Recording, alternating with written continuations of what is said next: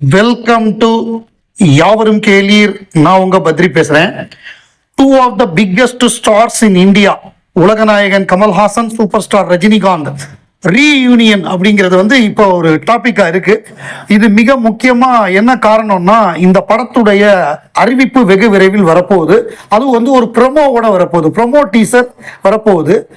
Once upon a time in Kollywood அப்படின்னு சொல்லிட்டு ஒரு பக்கம் கமல், ஒரு பக்கம் ரஜினி, ரெண்டு பேரும் ஒரு ஓப்பன் கார்ல போற மாதிரியான ஸ்டில் எல்லாம் ரசிகர்களே கற்பனையா ஃபேன் மேடா பண்றாங்க.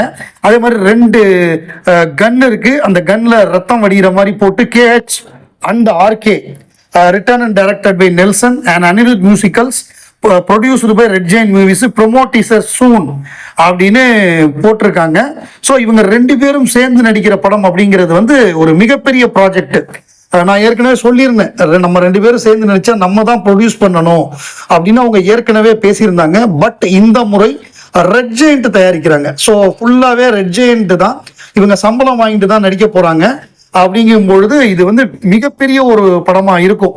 இது நெல்சனுடைய கேரியர்ல ஒரு மிகப்பெரிய டேர்னிங் பாயிண்ட். என்ன காரணம்னா, பீஸ்ட் எடுத்த பொழுது அந்த படம் தோல்வி அடைந்த பொழுது மிகப்பெரிய ட்ரோல் மெட்டீரியலா பயங்கரமா கிண்டல் பண்ணாங்க. நெல்சன் ஒரு ஆனந்த விகடன் அவார்டு ஃபங்க்ஷனுக்கு வரும்பொழுது அவரை யாருமே ரிசீவ் பண்ண யாருமே இல்லை. ஸோ அவர் மட்டும் தனியா வந்தாரு. அப்ப லோகேஷ் கனகராஜ் பெரிய ஹிட் கொடுத்திருந்ததுனால அவரை சுத்தி பயங்கர கூட்டம். ஸோ அதை போட்டிருந்தாங்க, பாருங்க ஒரு நாள் இவன் திருப்பி ஹிட் கொடுத்துட்டு இவன் பெரிய ஆளா வருவான் பாருங்க அப்படிங்கிற மாதிரியான ஒரு பேச்செல்லாம் இப்போ அடிபட்டுது. அதே மாதிரியே அவர் அதுக்கப்புறம் ஜெயிலர் மிகப்பெரிய ஒரு வெற்றி படமா அமைஞ்சுது. அதுக்கப்புறம் ஜெயிலர் 2 இப்போ வரப்போகுது. இந்த படம் ஆக்சுவலா லோகேஷ் கனகராஜ் டைரக்ட் பண்ண வேண்டிய படம். அவருக்கு தான் அந்த வாய்ப்பு வழங்கப்பட்டது. கமல் சாரை பொறுத்தவரையே லோகேஷ் பண்ண நல்லா இருக்கும்னு நினைச்சாரு. ஆனால் கூலி ரிசல்ட் அதை மாத்திருச்சு. கூலி படம் சுத்தமா ரஜினிகாந்துக்கு பிடிக்கல. அதுக்கு சர்டிபிகேட் வந்தது அவரால் ஒத்துக்கவே முடியல. தவிரவும் முதல் நாள் வசூலை தவிர ரெண்டாவது நாள்ல இருந்து டோட்டலா படுத்துருச்சு. இது சன் பிக்சர்ஸும் மிகப்பெரிய அப்செட், ரஜினிகாந்த் பெரிய அப்செட். என்னதான் கமலஹாசன் அவர்கள் ரெக்கமெண்ட் பண்ணாலும் இந்த அவர் சொன்ன கதை மீண்டும் மீண்டும் அதே மாதிரியான ஒரு கதையாவே இருக்கு. அப்ப இது நம்ம வேற ஆப்ஷன் போலாங்கிறப்ப இவர் நெல்சன் கேட்டிருக்காங்க. நெல்சன் சூப்பரா ஒரு கதை சொல்லியிருக்காரு ரெண்டு பேருக்கு சேர்த்து. ஸோ அப்ப ரெண்டு பேருமே ஓகேன்ட்டாங்களாம். அப்படி பிளான் செய்யப்பட்டதுதான் இந்த படம். பீஸ்ட்ல இருந்து அவர் எந்திரிச்சு வந்திருக்காரு. பீஸ்டோடைய தோல்விக்கு பிறகு நெல்சன் எந்திரிச்சு வந்திருக்காரு. இதுல ராஜீவ் மேனன் கேமராமேனா வரப்போறாருங்கிறது கூடுதல் பிளஸ் பாயிண்ட். ஸோ இந்த படம் நம்ம ரெண்டு பேரும் சேர்ந்து ஒரு படம் பண்ணணும். ஏன்னா இப்போ நிறைய பேர் சேர்ந்து நடிக்கிறாங்க. ஸோ இவங்க ரெண்டு பேரும் சேர்ந்து நடிக்கணும். ஏன்னா ஒரே ஸ்கூல்லேருந்து வந்தவங்க, பாலச்சந்தர் ஸ்கூல்லேருந்து வந்தவங்க. ரஜினிகாந்துக்காக கமல் நிறைய ஹெல்ப் பண்ணியிருக்காரு ஆரம்ப காலகட்டத்தில் ரஜினியோட வளர்ச்சிக்காக. 3 முடிச்சு படம்லாம் வேற யாருமே நடிக்க மாட்டாங்க. அன்னைக்கு கமல் எஸ்டாப்ளிஷ்டு ஹீரோ. 2வது படம் நடிக்கிற ஒரு புதுமுகம், 2வது 3வது படம் நடிக்கக்கூடிய ஒரு புதுமுகத்துக்காக இவர் சாகிற மாதிரி நடிக்க ஒத்துக்கிட்டு அவர் வில்லன் கேரக்டர். ஸோ அந்த கேரக்டரை ஒத்துக்கிட்டாரு கமல். அது அவருடைய பெருந்தன்மை. ஒன்னு பாலச்சந்தருக்காக ஒத்துக்கிட்டாரு, 2வது ரஜினிகாந்த் வளரணும் அப்படிங்கிறதுக்காக ரஜினி வளர்ச்சியில பெருமளவு ஹெல்ப் பண்ணியிருக்காரு. இதற்கு முந்தின படம் ரஜினியுடைய 173, அந்த படத்தை ராஜ்கமல் தயாரிக்கிறாங்க. அது சிபி சக்கரவர்த்தி டைரக்ட் பண்றாரு அப்படிங்கிறது நமக்கு எல்லாருக்குமே தெரியும். ஸோ இந்த படத்தை ரெட் ஜெயண்ட் தயாரிக்கிறாங்க. ஸோ கமல் நினைச்சிருந்தால் இந்த படத்தையும் அவரே தயாரிச்சிருக்க முடியும். பட் வெவ்வேறு படங்கள் அவர் ஒரே நேரத்தில் பண்றதுனால அன்பறிவு படம் பண்றாரு, KH 237.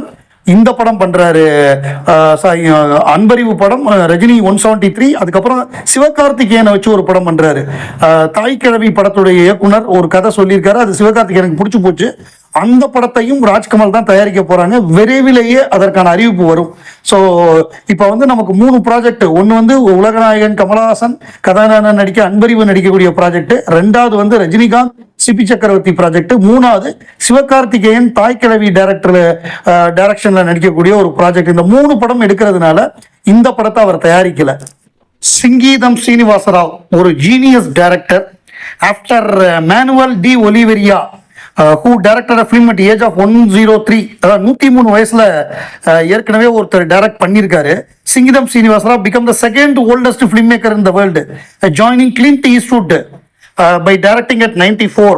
ஜனவரி 31 பூஜை போட்டிருக்காங்க வைஜெயந்தி மூவிஸ். அந்த பூஜை அனௌன்ஸ்மெண்ட்ல இவருடைய கிரேட்டஸ்ட் ஃபிலிம்ஸை பற்றிலாம் சொல்லியிருக்காங்க. அதில் முதல்ல புஷ்பக் ரியல் பேன் இண்டியன் ஃபிலிம்னா புஷ்பக் தான் அப்படின்னு சொல்லி உபேந்திரா சொல்றாரு.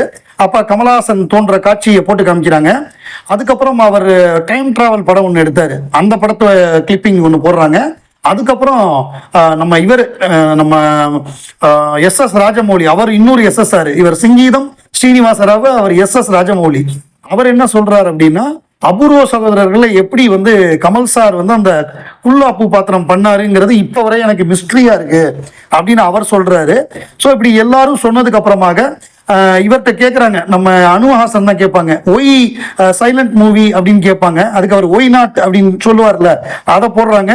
அதுக்கப்புறம் ஐ ஆம் telling you that I am not retired அப்படிங்கிறாரு.